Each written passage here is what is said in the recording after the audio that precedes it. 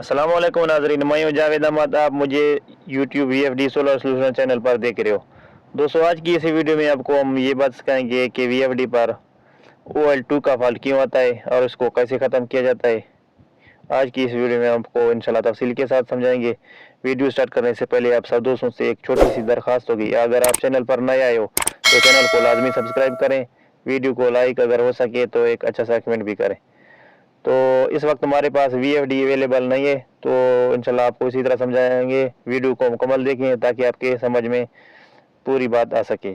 तो दोस्तों, अक्सर जब हम VFD पर मोटर चलाते हैं तो 10 या 15 मिनट के बाद VFD पर OL2 लिखा हुआ आ जाता है और मोटर बंद हो जाती है। कुछ दोस्त ये समझते हैं कि मोटर जाम हो गई है या जो है ना बोर में पानी ख़त्म हो गया, लेकिन हकीकत में ऐसा नहीं होता।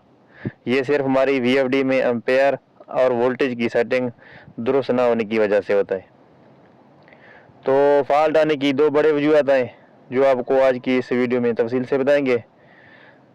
जो नंबर 1, जो जब हम P2 ग्रुप में मोटर की असल एम्पेयर सेट नहीं कर सकते और जिसमें अगर भी आ जाता है P2 ग्रुप में मोटर की एम्पेयर में, तो इसमें OL2 भी फॉल्ट आ सकता है।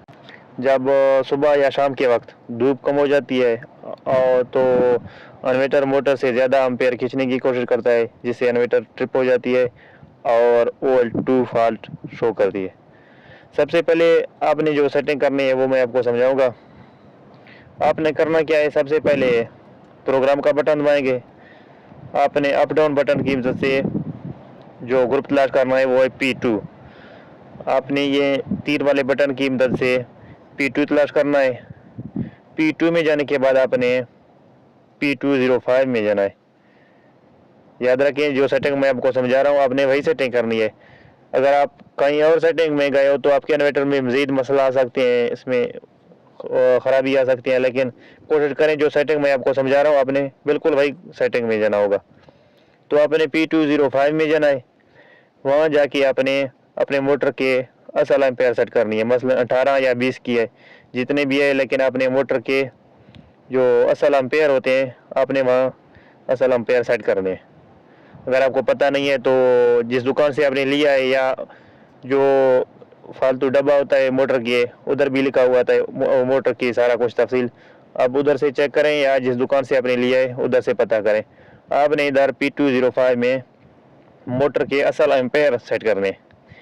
दूसरी सेटिंग, जब आप P205 में ये सेटिंग क्लियर करेंगे असल एम्पेयर सेट करके, तो अपने डेटा एंटर लाजमी करना है ताकि इसका जो सेटिंग है वो सेव हो सके। तो डेटा एंटर करने के बाद आपने वापस जाना है। फिर आपने कौन सा ग्रुप तलाश करना है, वो है PB। जारी बात है, अप डाउन बटन की मदद से आप जो बटन दबाएंगे आपके सामने काफ़ी ग्रुप आ सकते हैं, लेकिन आपने PB ग्रुप तलाश करना है। 6 की तरह का है, छोटा B। तो आपने PB ग्रुप में जाना है। PB ग्रुप में जाने के बाद आपने PB03 में जाना है। अप डाउन बटन PB03 में जाने के बाद आपने उधर वोल्टेज लिमिट को 300 या 320 पर एडजस्ट करना है।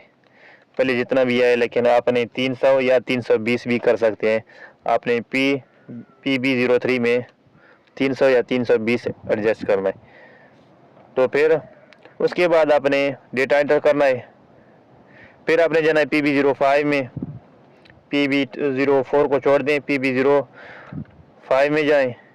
PB05 में जाने के बाद वहाँ अपने कम से कम फ्रीक्वेंसी रखना है ताकि कम धूप में आपका 20 HZ में इन्वर्टर ट्रिप होने की बजाय फ्रीक्वेंसी नीचे लाकर पानी देता रहे और कोई फॉल्ट जो है ना वो शो ना करे। तो लाजमी जो सेटिंग करोगे तो डेटा एंटर आपने लाजमी आखिर में करना है।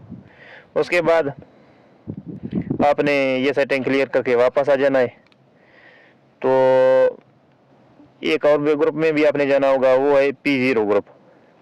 तो P0 ग्रुप में आपने क्या करना है वो भी मैं आपको इसी से वीडियो में समझाऊंगा तफसील से, बस आपने वीडियो से जुड़े रहना है। तो आपने अप डाउन बटन की मदद से तीसरा ग्रुप जो है ना वो P0 तलाश करना है। P0 में जाने के बाद आपने क्या करना है, आपने P0 में डेटा एंटर करना है। P0 में आपने फिर काफ़ी 1 भी आ सकता है, 2। आपने ऊपर वाले तीर का बटन दबा के सीधा जाना है आपने P0 P009 में। P009 में जाने के बाद आपने वहाँ जाके डेटा एंटर करना है।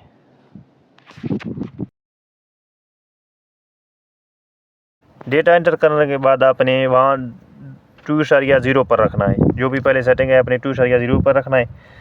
तो डेटा एंटर करें, वापस आ जाएं। बाकी इसका सेटिंग यही था, इसमें ज़्यादा छेड़छाड़ ना करें। अगर इसी सेटिंग से इंशाल्लाह ये 3 सेटिंग मैं आपको बताए हैं, ये असल जो है बढ़िया इसी 3 ही सेटिंग में है। अब अगर आपने तफसील से वीडियो देखा तो इंशाल्लाह आपके VFD का जो OL2 का फॉल्ट था वो ख़त्म हो जाएगा। लास्ट में आपको एक और सेटिंग बताऊंगा, वो वीडियो के लास्ट में बताऊंगा। तो आपने वो क्या करना है, एक और ग्रुप की सेटिंग करनी है, तो वो मैं आपको बाद में बताऊंगा। तो ये हो गया था हमारा आज का वीडियो। इंशाल्लाह सब दोस्तों को पसंद होगी। पसंद होने की सूरत में हमारा एक ही रिक्वेस्ट है कि हमारे चैनल को सब्सक्राइब लाजिम करें। तो दोस्तों ये सेटिंग करने के बाद आपकी मोटर सुबह से शाम तक बग़ैर फॉल्ट के मुसलसल चलती रहेगी और इंशाल्लाह कोई फॉल्ट आपको देखने को नहीं मिलेगी। तो आखिर में आपने क्या करना है, अगर इसी सेटिंग से ठीक ना हो तो आपने क्या करना है, अपने मुख्तसर VFD को रिस्टोर करना है। VFD को रिस्टोर करने के बाद पहले भी मैंने काफ़ी ग्रुप में वीडियोस बनाए हैं अपने चैनल के लिए VFD को रिस्टोर करने के लिए। और याद रखें, VFD को रिस्टोर करने के बाद आपने सिर्फ एक सेटिंग करना है, बाकी कहीं ग्रुप में अपने जाने की इजाज़त नहीं होगी कंपनी की तरफ से। लेकिन आपने सिर्फ जो कंपनी ने आपको बुक शेयर किया है वो बुक भी देखकर आप इसका सिर्फ PB ग्रुप का सेटिंग कर सकते हैं, इससे ज़्यादा हरगिज़ नहीं। तो इसमें काफ़ी ग्रुप हैं, तो इसमें और गड़बड़ी आ सकते हैं। इन्वर्टर को बिल्कुल यहाँ तक कि ब्लास्ट होने का भी ख़तरा होगा। तो अपने VFD को रिस्टोर करने के लिए P0 तलाश करना है। अगर इसी सेटिंग से ठीक ना हो, उम्मीद करता हूँ बिल्कुल ये जो सेटिंग मैंने आपको बताया, ये तीनों ग्रुप की आपने जो सेटिंग किया है वो इंशाल्लाह आपका VFD OL2 का फॉल्ट दोबारा शो नहीं करेगा। अगर इसी सेटिंग से ठीक ना हो तो आपने बाद में जो VFD को रिस्टोर करना है, पहले नहीं। तो VFD को रिस्टोर करने के लिए आपने P0 तलाश करना है। प्रोग्राम का बटन दबाएंगे, आपने P0 तलाश करना है। P0 में जाने के बाद आपने डेटा एंटर करना है।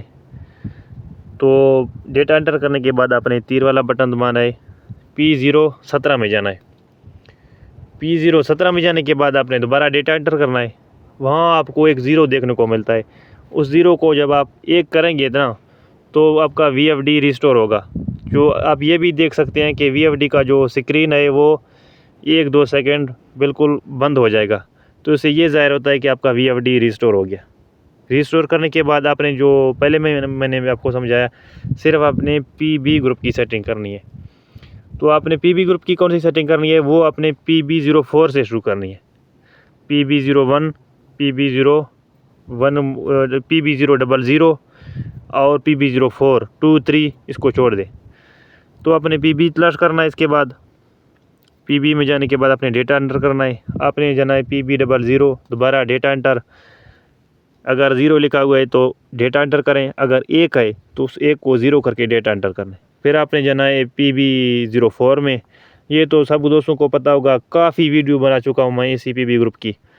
अगर आपको समझ ना सके तो आप चैनल का विज़िट करें। काफ़ी ग्रुप जो और भी उस्ताद हैं उनके जो YouTube चैनल हैं ये VFD के लिए।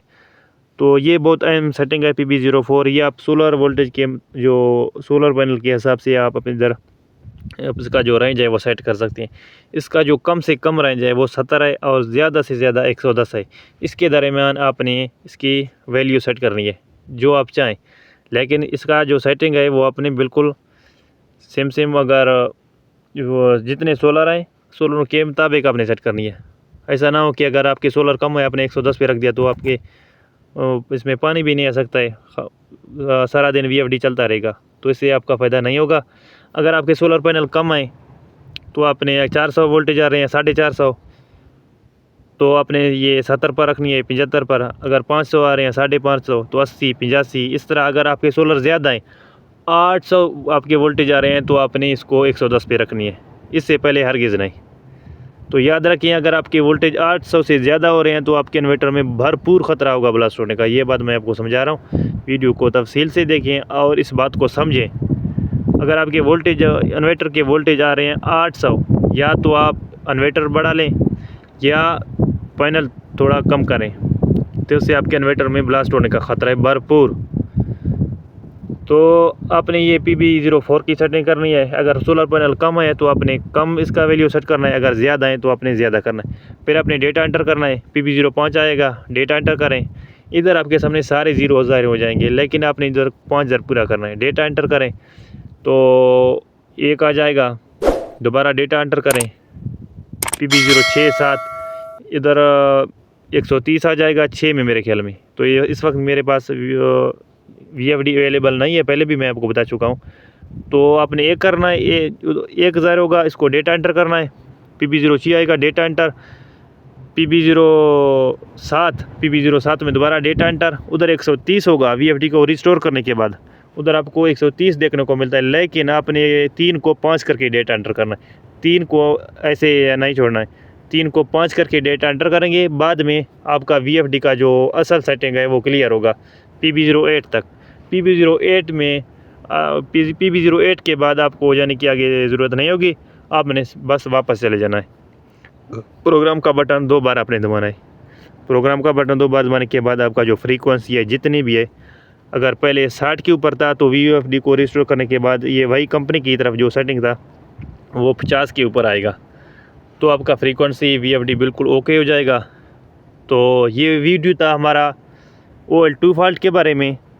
तो इंशाल्लाह पहले वाला जो सेटिंग मैंने आपको समझाया उसी के मुताबिक आपका VFD का जो OL2 का फॉल्ट होगा वो ख़त्म होगा। लेकिन उससे ठीक ना हो तो फिर आपने ये वो VFD को रिस्टोर करके भी ट्राई मारनी है।